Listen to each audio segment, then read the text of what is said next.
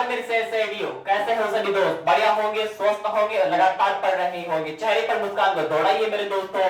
जब तक तोड़ेंगे नहीं तब तक छोड़ेंगे नहीं। आरएस 2018 रिजल्ट घोषित हो चुका है और मेरे बहन और भाइयों का बहुत अच्छा सिलेक्शन हुआ है। आपका भी सिलेक्शन हो, मेरी कामयाब हो, मेरी यही दुआ है भगवान से।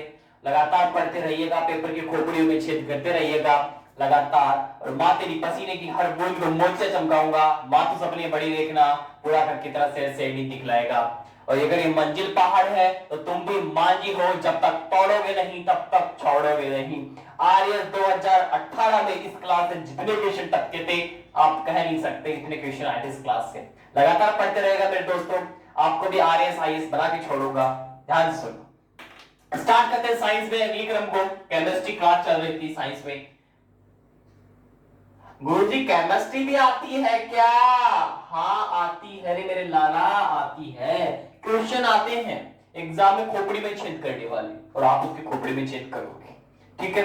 और मंजिल ने हौसले से कहा तेरी बस की बात नहीं। हौसले ने मंजिल की आंखों में आंखें डाल के बोला चल छुट्टी, तेरी इतनी औकात नहीं।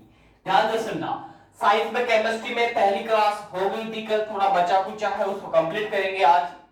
देखो साइंस में कहां तक पढ़ा दिया था मैंने?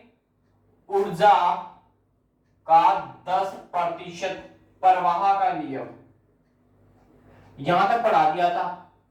ऊर्जा का 10% प्रवाह का नियम कैसा नियम है? ये एक दिशीय है। कैसा नियम है? एक दिशीय है। ये क्वेश्चन नीट के अंदर आया हुआ है, एक दिशीय है। गुरुजी नीट में आते हैं क्वेश्चन? अरे तभी तो सिलेक्शन होता है दोस्तों का।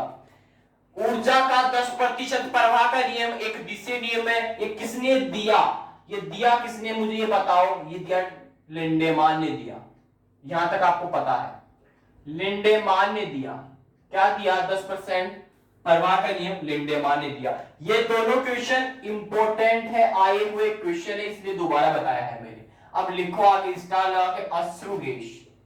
अश्रु गैस, इसके बारे में चर्चा करते हैं। देखो अश्रु गैस क्या है? अश्रु गैस क्या होती है? अमोनिया होती है। अमोनिया जो होती है उसको बोलते हैं अश्रु गैस। अमोनिया, अमोनिया को क्या बोलोगे? अश्रु गैस बोलोगे। And laughing gas, laughing gas. ये दोनों क्वेश्चन एग्जाम में पूछे हुए क्वेश्चन है, ध्यान से सुनना।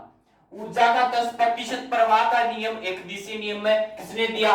लिंडेमान ने दिया। यहां तक समझ में आ गया? आगे देखो अश्रु गैस, अमोनिया। अश्रु गैस क्या होती है? अमोनिया होती है। अमोनिया को बोलते हैं अश्रु गैस। यहां तक समझ में आया? अब ध्यान से समझने वाली चीज है, ये क्वेश्चन रेलवे के अंदर आया हुआ क्वेश्चन है लाफिंग गैस का। और अभी एनटीपीसी का जो पीछे पेपर हुआ था उसमें डायरेक्टली पूछा था ये क्वेश्चन। इसका फॉर्मूला बताओ लाफिंग गैस का। ध्यान सुनना। लाफिंग गैस क्या होती है मुझे बताओ, इसको फॉर्मूला ही पूछता है N2। लाफिंग गैस का फॉर्मूला N2 होता है, यहां तक समझ में आया। लेकिन एग्जाम वाला चतुर होता है, इसका नाम पूछ लिया उसने। क्या पूछ लिया? नाम पूछ लिया। दोस्तों ने रह गए, ये रट के गए थे N2। अगर रट के भी नहीं जाना, मेरे पास पढ़े हो तो N2 नहीं रटना, याद करना है। कैसे करना है? रटना नहीं इनको। कैसे? देखो ध्यान से सुनना। ये मेरा लाल है, इसके दो आंखें हैं और इसका मुंह है।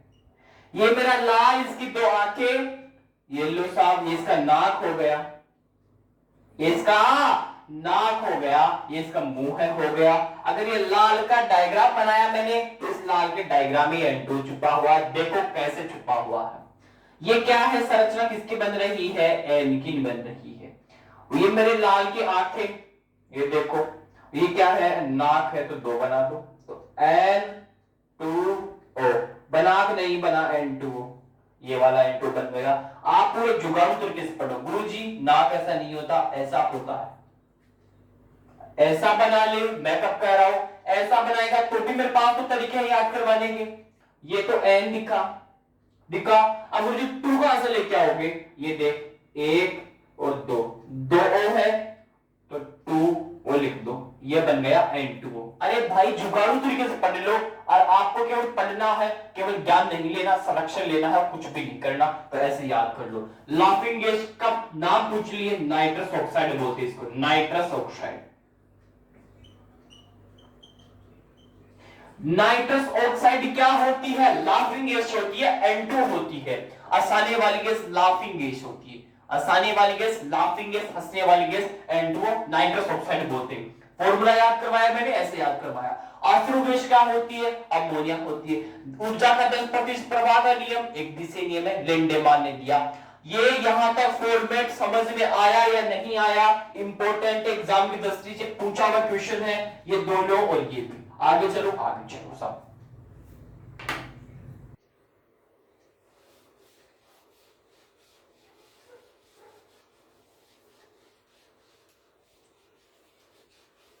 आगे देखो,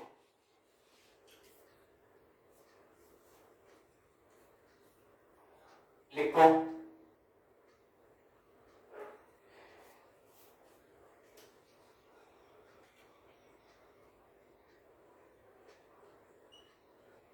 थोरियम के भंडार, थोरियम के भंडार, लिखो थोरियम के भंडार भारत में किस मृदा में मिलते हैं? ये क्वेश्चन आया हुआ क्वेश्चन है, RAS में भी आया हुआ क्वेश्चन है, पूछा हुआ क्वेश्चन है ये। इसमें क्या आंसर होगा, कैसे होगा? इस क्वेश्चन से 3 क्वेश्चन के आंसर निकलेंगे, ध्यान से सुनना। अब ध्यान से, थोरियम के भंडार भारत में किस मृदा में मिलते हैं? मेरा क्वेश्चन तो ये है, इसका आंसर केवल आप मृदा से लो। पहले तो किस में मिलते हैं? मोनोजाइट मृदा में मिलते हैं, मोनोजाइट मृदा।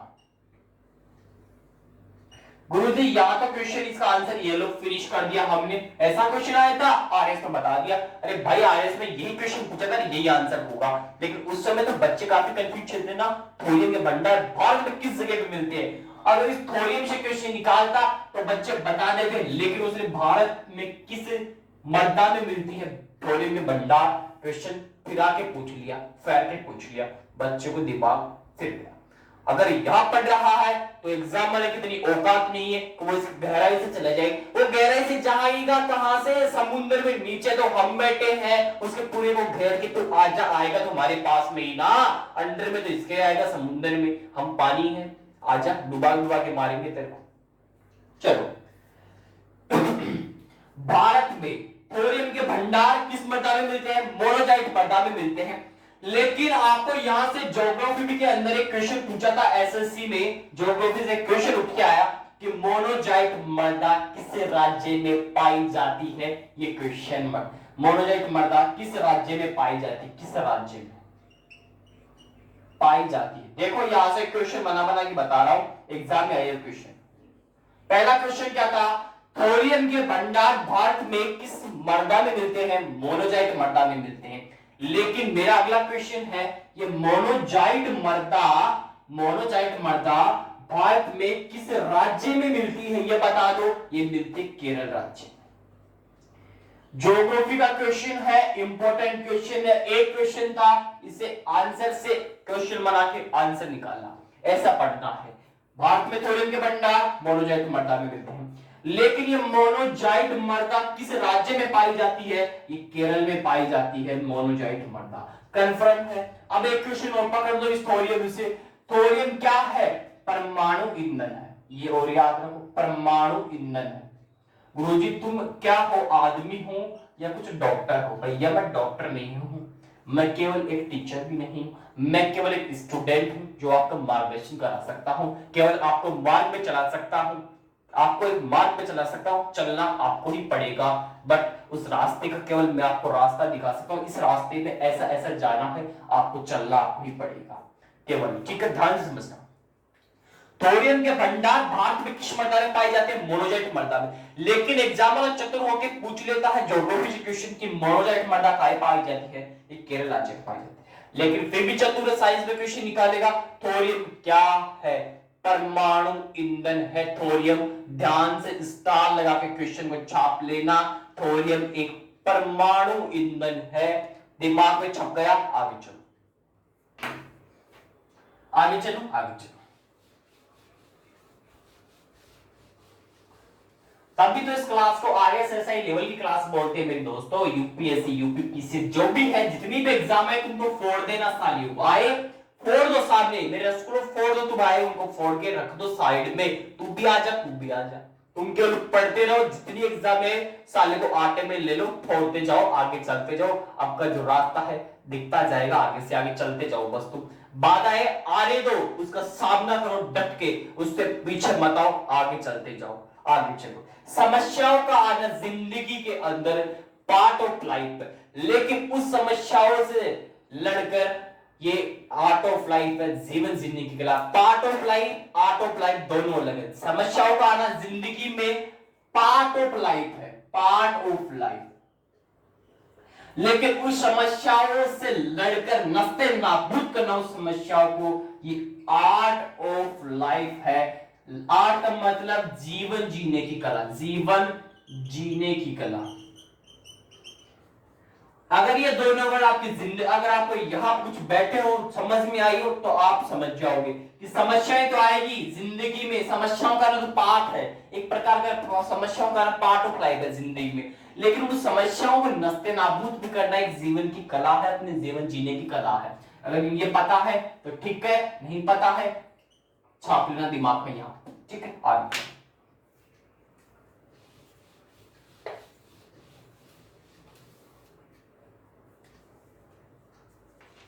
लिखो, आगे बहुत अच्छा क्वेश्चन आ रहा है। हेमेटाइट किसका अयस्क है? गुरुजी तुम केमिस्ट्री पढ़ा रहे हो या आरएस लेवल पढ़ा रहे हो? अरे मेरे दोस्त मैं केवल सिलेक्शन के लिए पढ़ा रहा हूं, मैं कोई वो नहीं पढ़ा रहा केमिस्ट्री है। मेरा काम है आपको यहां से आपका सिलेक्शन करवा दूं, मेरा काम नहीं है कि ज्ञान दे दे के भरवा दूं कॉपियां, नहीं, ठीक है। स्मार्ट स्टडी करना है। हेमेटाइट किसका अयस्क है? मेरा क्वेश्चन तो इतना सा ही है, केवल क्वेश्चंस का आंसर दे दो आप। तो हेमेटाइट किसका अयस्क है? लोहा व चांदी का है। बता दो देखिए किसका है, बताओ। बहुत बढ़िया आंसर है मेरे दोस्त का, लोहा या बोलो चांदी। आपको ये दोनों के दोनों आंसर एग्जाम में मिलेंगे, लेकिन कंफ्यूज करके मिलेंगे और गलत करके आओगे आप इनको। पहले चांदी लोहा दे दिया, क्वेश्चन में ऑप्शन एक ही मिलेगा, या तो ये पहले मिलेगा या पहले ये मिलेगा, कोई सा भी मिल सकता है, कंफ्यूज नहीं हो रहा। लेकिन ऑप्शन एक ही मिलेगा, ये नहीं पहले ऐसा दे दिया फिर इसको नीचे लिख के दे दिया, नहीं, फिर तो आपको बोनस मिलेगा, उसके अंदर बोनस मिलेगा फिर उस क्वेश्चन में, क्योंकि दोनों में आंसर सेम है। पहले वो बोल बात एक ही, कान को इससे पकड़ो इससे पकड़ो, बात है कान ही हाथ में आएगा, ठीक है। ध्यान सुनना, हेमेटाइट किसका अयस्क है? एग्जाम में पूछा हुआ क्वेश्चन है एसएससी के अंदर, ये सीजीएल का क्वेश्चन है, ये सीजीएल का क्वेश्चन है एसएससी का। हेमेटाइट किसका अयस्क है? लोहे चांदी का अयस्क है हेमेटाइट। याद हो गया, आगे चलो।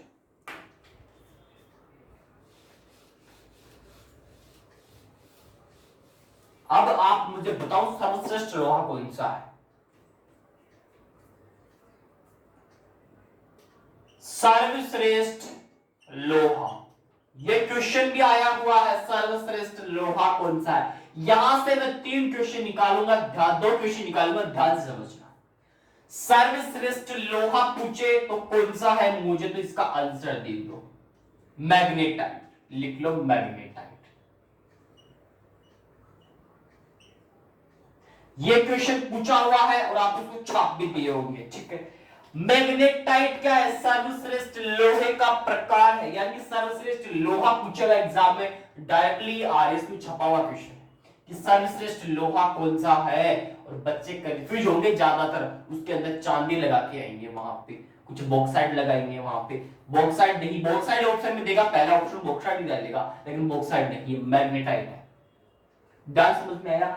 सर्वश्रेष्ठ लोहा पूछेगा तो मैग्नेटाइट बताना है, और पूछे यहां से सर्वश्रेष्ठ किस्म का कोयला पूछे, किस्म का कोयला पूछे, क्या बताओगे? मुझे बताओ, बिटुमिन बताओगे? अरे भैया बिटुमिन नहीं है, एंथ्रेसाइट है, फिर बोल रहा हूं, कल भी पढ़ाया था एंथ्रेसाइट। सर्वश्रेष्ठ लोहा मैग्नेटाइट लोहा, सर्वश्रेष्ठ किस्म का कोयला वो एंथ्रेसाइट। लेकिन क्वेश्चन वाला चतुर होकर पूछता है सर्वश्रेष्ठ प्रकार का कोयला, प्रकार का कोयला पूछा है, किस्म का कोयला नहीं पूछा, उसने के बाद पूछ लिया सर्वश्रेष्ठ प्रकार का कोयला बताओ, वो कौन सा आएगा? बिटुमिन कोयला। बिटुमिन्स कोयला आएगा सर्वश्रेष्ठ प्रकार का कोयला, बिटुमिन्स कोयला। सर्वश्रेष्ठ किस्म का कोयला एंथ्रेसाइट कोयला। सर्वश्रेष्ठ लोहा मैग्नेटाइट लोहा। यहां तक तीनों के तीनों क्वेश्चन दिमाग में छपे हुए नहीं चाहिए। जब एग्जाम में है तो उनको फोड़ देना, उनको रोक के नहीं आना। अगर पेपर को खराब कर दिया, मेरे से बुरा कोई भी नहीं होगा। जितनी मेहनत कर रहा हूं उससे दुगनी मेहनत को करना है आपको वहां पे, ठीक है? मैं कर रहा हूं वो भी मेहनत कर लिए ना आप, अगर वहां पे बैठ के जहां बैठे हो अभी वर्तमान में, आपका सिलेक्शन श्योर होगा, मेरी गारंटी है। आगे चलो, आगे क्वेश्चन आ रहा है बॉक्साइड से। मैग्नेटाइट ले लिया तो बॉक्साइड से भी लूंगा, टेंशन नहीं लो।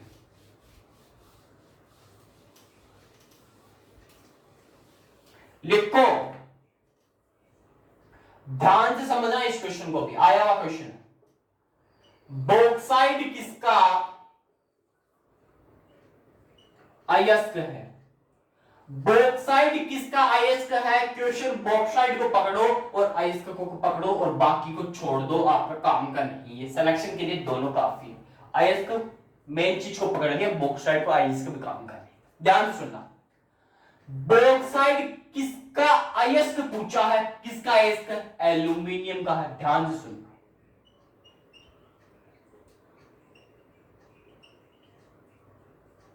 बॉक्साइड किसका अयस्क है? एल्यूमिनियम का अयस्क। सामने से समझ, सर्वश्रेष्ठ लोहा मैग्नेटाइट बताया ना, ये बॉक्साइड है, सर्वश्रेष्ठ है, ठीक है वो। लेकिन बॉक्साइड किसका अयस्क है? एल्यूमिनियम का ऑक्साइड है। अब इस एल्यूमिनियम को पकड़ के उठा रहा हूं, ध्यान से सुनना।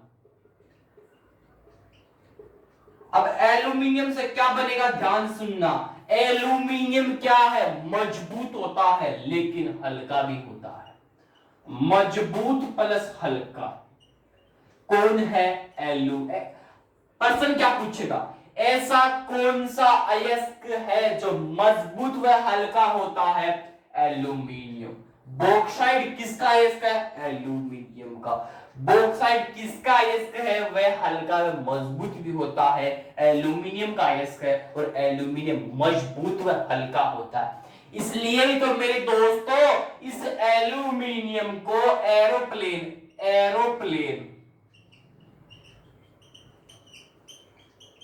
जो आपकी एरोप्लेन होती है, हवाई जहाज उड़ने वाली, जो आपकी एरोप्लेन होती है, हवाई जहाज होती है, उनके स्ट्रक्चर को तैयार किया जाता है इस एल्यूमिनियम की सहायता से।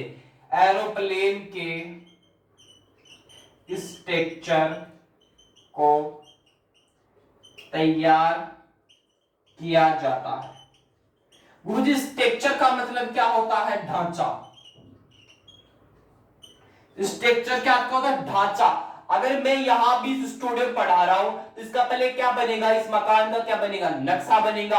यानी कि पहले स्ट्रक्चर तैयार होगा, ढांचा तैयार होगा, लेकिन बनेगा मकान, सबसे पहले इसका ढांचा तैयार करवाना पड़ेगा। ढांचा तैयार होगा तभी तो बनेगा ना, तो ढांचा बनेगा। मान लो मेरे पास में एक बोतल है, अब इस बोतल को बनाने के लिए पहले क्या करना होगा? इसका स्ट्रक्चर बनाना होगा, ढांचा बनाना होगा, फिर इसको बोतल का आकार मिलेगा, ठीक है? आगे देखो, एरोप्लेन के स्ट्रक्चर को बनाने के लिए किसका यूज में लेते? एल्यूमिनियम को। क्यों यूज में लेते हैं एरोप्लेन को? क्योंकि ये मजबूत होता है लेकिन हल्का होता है। हल्का गुरुजी काम में कैसे आएगा? अरे मेरे दोस्त, हवाई जहाज उड़ेगी तो हल्की होनी चाहिए, नहीं तो नीचे गिर जाएगी। उड़ेगी कैसे? वेग ज्यादा कैसे होगा फिर उसका? इसलिए तो। लेकिन जो लोहा, जो एल्यूमिनियम है, जो धातु है, अयस्क है, वो मजबूत होना चाहिए मेरे दोस्तों। इसलिए तो एरोप्लेन का जो ढांचा स्ट्रक्चर है, इसको बनाने के अंदर एल्यूमिनियम को प्रयोग में लेते हैं, क्योंकि एल्यूमिनियम क्या होता है? मजबूत होता है और हल्का होता है। इसलिए ही तो एरोप्लेन के अंदर एल्यूमिनियम को काम में लेते हैं। और एल्यूमिनियम क्या है? बॉक्साइड का। बॉक्साइड किसका अयस्क है? एल्यूमिनियम का अयस्क है, और एल्यूमिनियम मजबूत व हल्का होता है। इस एल्यूमिनियम से देखो क्या क्या क्वेश्चन निकल गए। आपको केवल सिलेक्शन लेना है, ज्ञान नहीं लेना। क्रीम क्रीम चीज पढ़ा दी, छाप लो, एग्जाम में छाप के आ जाना। आगे चलूं, मेरी तरफ से इनको छापो एक बार आप।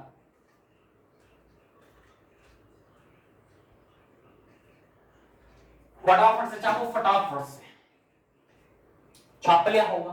तो मेरे दोस्तों केमिस्ट्री की जो पहली क्लास थी मेरी तरफ से कंप्लीट हो चुकी है। पहली क्लास केमिस्ट्री की कंप्लीट हो चुकी है। अब केमिस्ट्री की अगली क्लास #2 क्लास होगी, कल होगी, वो आएगी परमाणु के ऊपर। किसके ऊपर आएगी? परमाणु के ऊपर। कल बताऊंगा परमाणु सिद्धांत किसने दिया, परमाणु सिद्धांत क्या होता है, नाभिक में क्या होता है, क्या पाया जाता है, कौन चक्कर लगाता है, चक्कर लगाता है तो उसके ऊपर कौन सा आवेश होता है। कल बातें करेंगे, सुंदर सुंदर मस्त मस्त तरीके से याद करवाऊंगा। लेकिन जितना भी #1 केमिस्ट्री में पढ़ाया पूरा याद होना चाहिए, क्योंकि ये RS लेवल का क्वेश्चंस मैंने पढ़ाया आपको, यानी कि RS लेवल के दे दिया मैंने। जो भी कंटेंट था वो RS लेवल का पढ़ाया है। और RS SSC लेवल, ये लेवल ऐसा लेवल है, जो भी लेवल है SSC, जो भी SSC लेवल छोटा लेवल नहीं मेरे दोस्त। SSC लेवल अगर आप तैयारी कर रहे हो तो SSC लेवल से नीचे जितने बैंक लेवल करेक्ट हो उसमें SSC लेवल में बैंक लेवल भी करेक्ट है, और रेल भी करेक्ट है, NTPC राजस्थान पुलिस, ये तो छोटी छोटी वैकेंसियां हैं, ये तो ऑटोमेटिक करेक्ट है। SSC के नीचे वाली वैकेंसियां है। SSC से ऊपर केवल 2 वैकेंसियां मानता हूं, एक तो RS होती है और एक UPSC IAS होती है। इन दोनों वैकेंसी ऊपर मानो और नीचे तो आप सारी वैकेंसी एसएससी की नीचे ही आती है, क्योंकि एसएससी भी एक एक्साइज इंस्पेक्टर की पोस्ट होती है भैया, छोटी मोटी नहीं होती। इसमें भी एक प्रीवी और मेंस दोनों होती है, इसमें वही इंटरव्यू होता है जो इन दोनों में होता है, वही काम धाम इसमें भी होता है। लेकिन जब बाकी अगर आप एसएससी को लेके भी तैयारी कर रहे हो ना, इस क्लास को लेके, आप बहुत अच्छी जगह पे हो दोस्तों, बहुत अच्छी जगह पे हो। आपका सिलेक्शन होगा, बहुत अच्छा होगा, बहुत अच्छी जगह पे पोस्टिंग होगी और अच्छी आपको पोस्ट भी मिलेगी, जगह मिलेगी, आपका जो पद होगा बहुत अच्छा होगा। आगे देखो, अब आते हैं राज्य दर्शन की ओर मेरे दोस्तों। सीने में आग होनी चाहिए सिलेक्शन की दोस्तों, आग होनी चाहिए, ठीक है। आगे अब आओ राज्य दर्शन। हंस हंस के मुस्कुरा मुस्कुरा के पढ़ना है, किसको पढ़ना है? राज्य दर्शन को। राज्य दर्शन परमाणु पढ़ा दो, परमाणु भी पढ़ेंगे, अभी टाइम हो जाएगा फिर राज्य दर्शन ही होगा। देखो राज्य दर्शन हरियाणा, अब जा चुके हैं राज्य दर्शन हरियाणा, दूध खाट की नगरी हरियाणा में प्रवेश कर चुके हैं मेरे दोस्तों। भैंस से तैयार पहला क्लोन करनाल हरियाणा में तैयार हुआ। क्या नाम है? क्या नाम है बताओ, उसका नाम बताओ। करिश्मा, बहुत अच्छा। चलो आगे देखेंगे, पढ़ेंगे उसके बारे में। राज्य दर्शन हरियाणा में पढ़ते हैं, पहले पढ़ते हैं इसकी सीमा, लेकिन उससे पहले एक चीज पढ़ते हैं। 1966 में लिखो, 1966 में लिखो, 1966 में इंडिया का यानी कि भारत का एक राज्य बना, कौन? हरियाणा। ये लिख लो आप। 1966 में भारत का अलग से राज्य बना, इतनी चीज लिख लो आप, ग्रीन चीज लिखो पहले। हरियाणा 1966 में भारत यानी कि इंडिया का क्या बना? एक राज्य बनता है, यानी 1966 में हरियाणा का निर्माण होता है राज्य के रूप में भारत में। समझ में आया? आगे अब इसकी सीमा पूछ लेता है।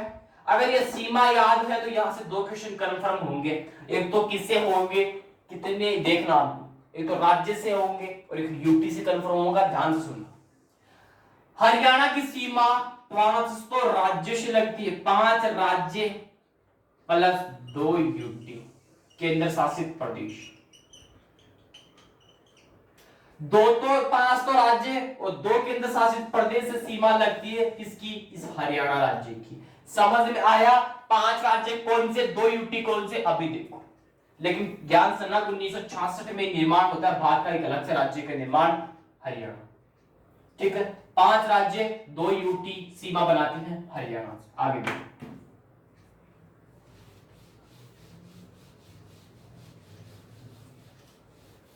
ध्यान से समझना है, अब ध्यान से समझना। सीमा लिखो ऊपर, लिखो 5 राज्य कौन कौन से, 5 राज्य लिखो। एक तो आएगा म्हारो राजस्थान, राजस्थान आ जाएगा, उत्तर प्रदेश आ जाएगा, और कौन आएगा? उत्तराखंड आ जाएगा। और कौन आएगा? पंजाब, हमारो पंजाब। और कौन आएगा? हमारो हिमाचल। केवल 1 2 3 4 5, देखो 5 राज्यों से सीमा लगती है हरियाणा की, राजस्थान से, उत्तर प्रदेश से, उत्तराखंड से, पंजाब से और हिमाचल प्रदेश से। ये 5 राज्य हैं जिनसे सीमा लगती है हरियाणा राज्य की। गुरुजी यूटी भी बताओ, सीमा एनसीटी लिख दो और लिख दो 2 यूटी। 2 यूटी ये क्या है? राज्य। ये क्या है? राज्य है 5, लेकिन 2 यूटी से भी लगती है। हाँ लगती है, एक तो दिल्ली से लगती है, एक तो दिल्ली यूटी से लगती है, दिल्ली से लगती है साहब एक तो, और एक किससे लगती है? एक हमारे लगती है चंडीगढ़। हरियाणा की सीमा 2 यूटी दिल्ली और चंडीगढ़ से लगती है, लेकिन 5 राज्यों से भी लगती है, उत्तर प्रदेश, राजस्थान, उत्तराखंड, हिमाचल प्रदेश और पंजाब। समझ में आई ये चीजें? आगे देखो, राजस्थान, उत्तर प्रदेश, पंजाब, उत्तराखंड, हिमाचल प्रदेश, 5 राज्यों की सीमा प्लस 2 यूटी दिल्ली और चंडीगढ़। किसकी सीमा? हरियाणा की। 1966 में भारत का अलग से राज्य कौन बनता है? हरियाणा बनता है। अब उतरो हरियाणा की राज्य व्यवस्था में, ध्यान से समझना।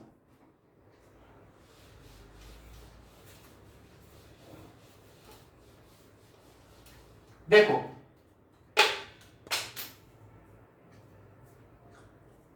पेन टक्का है दोस्तों, पेन टक्का है, इसका मतलब क्वेश्चन छपने वाला है। हरियाणा की राज्य व्यवस्था, देखो देखो भाई, हरियाणा की राज्य व्यवस्था के बारे में अच्छी तरह से देखो। मैं पानी पीता हूं इतनी देर में, फिर स्टार्ट करते हैं हरियाणा की राज्य व्यवस्था को। हरियाणा की राज्य व्यवस्था एक ऐसी राज्य व्यवस्था है, शानदार तरीके से पढ़ाऊंगा, आराम से मस्त तरीके से पढ़ाऊंगा, ध्यान से समझना।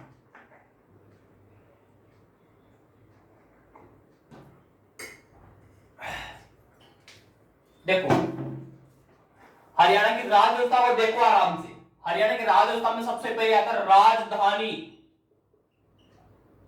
सबसे पहले कौन मिलेगा? राजधानी मिलेगी। किसकी राजधानी? हरियाणा की।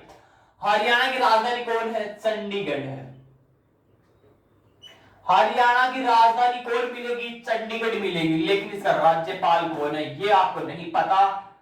और ये एक क्वेश्चन पूछा हुआ था, किसी एग्जाम में नाम याद नहीं आ रहा, हरियाणा का राज्यपाल उठाया था डायरेक्टली। इसका नाम ही कैसा नाम है? ध्यान सुनना, कौन सा? सत्यदेव नारायण वर्मा। सत्यदेव नारायण वर्मा राज्यपाल है हरियाणा के, राजधानी चंडीगढ़ है हरियाणा की। पूछे मुख्यमंत्री, मुख्यमंत्री खट्टर साहब है, मोहन लाल खट्टर। मोहन लाल खट्टर, मोहन लाल खट्टर मुख्यमंत्री है हरियाणा राज्य के। सत्यदेव नारायण वर्मा जी राज्यपाल है हरियाणा के। हरियाणा की राजधानी चंडीगढ़ मिलेगी। 1966 में भारत का एक राज्य के रूप में उभर कर आता है हरियाणा। सीमा में लगती है पंजाब, उत्तर प्रदेश, राजस्थान, उत्तराखंड और हिमाचल से। 2 यूटी दिल्ली और चंडीगढ़। याद हुआ पूरा कंटेंट? आगे देखो, आगे आती लोकसभा की सीटें। मुझे बता दो लोकसभा की सीटें कितनी है वर्तमान में हरियाणा में? कितनी है? 10 लोकसभा की सीटें हैं। 10 लोकसभा की सीटें हैं कहां पे? हरियाणा में। अब आगे पूछे राज्यसभा। मैंने जितने भी राज्य पढ़ाए उनमें इसकी आधी करके बताया, तो 5 लिख लो। अरे भाई ऐसी चीजें याद क्या करो, ऐसा ही पढ़ा करो। लोकसभा की सीटें या तो मैंने राज्यसभा की सीटें आपको या तो उसकी डबल बताई होगी या कम करके बताई होगी, 2 ही बताई है, लेकिन ज्यादातर इसकी कम ही मिलेगी, या तो 2 कम मिलेगा या आधी मिलेगी। राजधानी चंडीगढ़, राज्यपाल सत्यदेव नारायण वर्मा जी, मुख्यमंत्री मोहनलाल खट्टर। लोकसभा की सीटें 10, राज्यसभा की सीटें 5। ये दोनों कन्फर्म है, लेकिन विधानसभा की सीटें ये बता दो आप, विधानसभा की सीटें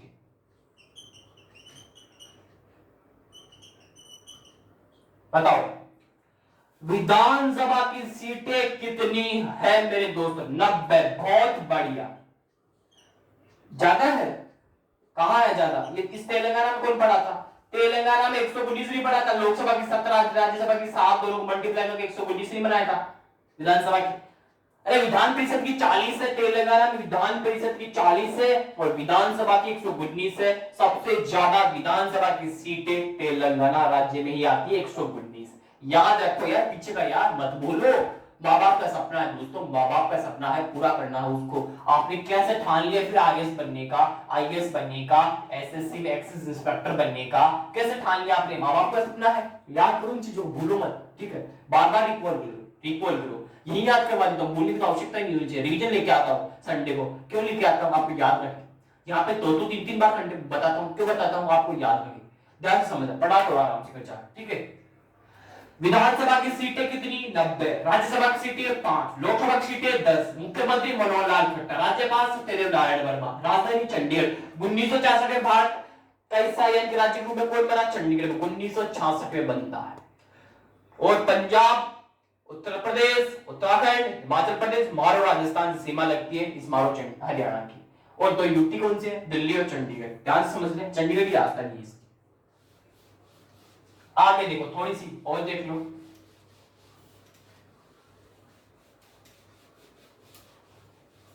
देखो भाई आगे, इसका जो जिले है, इसमें जिले कितने आते हैं? हरियाणा में जिले कितने आते हैं और हरियाणा का निर्माण बता दो तुम सबसे पहले इनको। जिले आते हैं 22 जिले आते हैं हरियाणा में, 22 जिले। निर्माण 1966, शुरू में बताया था 1966 में हरियाणा राज्य का निर्माण होता है और 22 में जिले आते हैं। इनको नोट करो फटाफट।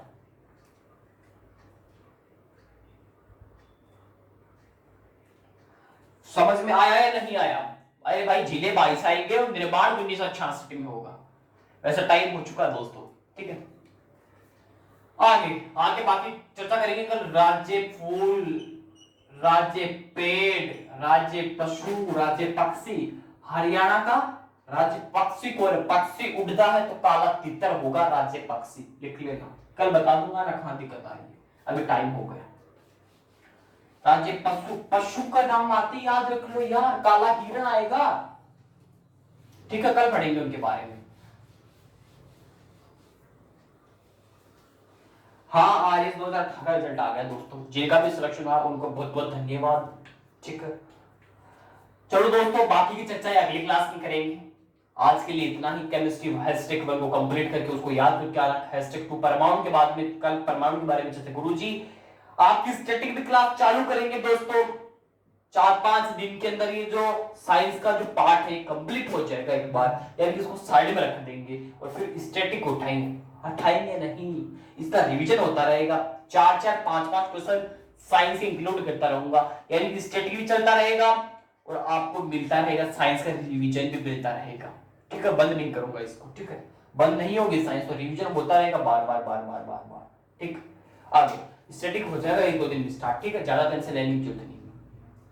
डोज बंद कर रखे, डोज भी इंक्लूड हो जाएंगे, स्टैटिक में आएंगे, ठीक है? तो बाकी अपनी तैयारी मजबूत करते रहेगा दोस्तों, लगातार पढ़ते रहेगा, क्योंकि बदन पे वर्दी और कंधों पे सितारे, सर पे टोपी चाहिए। और ये माँ बाप का सपना है ये आरएस बनने का, तो उस पे कंधों पे सितारे, सिर पर टोपी, बदन पे वर्दी मिलेगी, वही सपना बनाओ। आरएस आईएएस जो है वो बनाओ, आईएसआई है वो भी बनाओ, बहुत अच्छा सपना है आपका, बनाओ। लेकिन ऐसे रैंक लो, माँ बाप को लगना चाहिए उनको एक शेर को पाला है। आपके जिले में सर ऊंचा होने चाहिए, माँ बाप को लगना चाहिए शेर को पाला, एक शेरनी को पाला है, ठीक है दोस्तों?